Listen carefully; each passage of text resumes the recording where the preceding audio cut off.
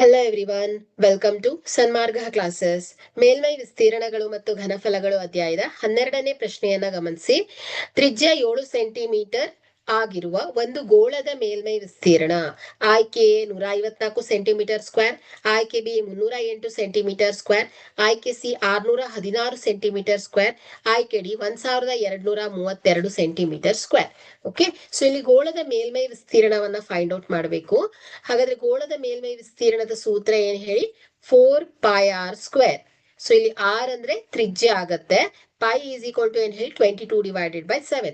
So ಹಾಗಾದ್ರೆ ಇಲ್ಲಿ ಆ ಮೌಲ್ಯವನ್ನ ಆದೇಶಿಸಿದಾಗ 4 × 22/7 ಇಂಟು ಆರ್ ಏನ್ ಹೇಳಿ 7 ಹೋಲ್ ಸ್ಕ್ವೇರ್.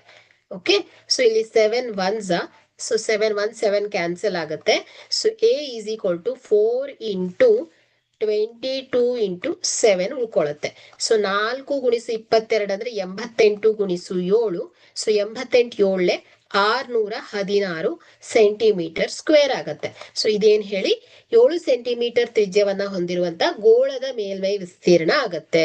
ಕೊಟ್ಟಿರುವಂತಹ ಆಯ್ಕೆಯನ್ನ ಗಮನಿಸಿದ್ರೆ ಸಿ ಆಯ್ಕೆ ಸರಿ ಆಗತ್ತೆ, 616 ಸೆಂಟಿಮೀಟರ್ ಸ್ಕ್ವೇರ್ ಆಗಿದೆ. Okay, thank you.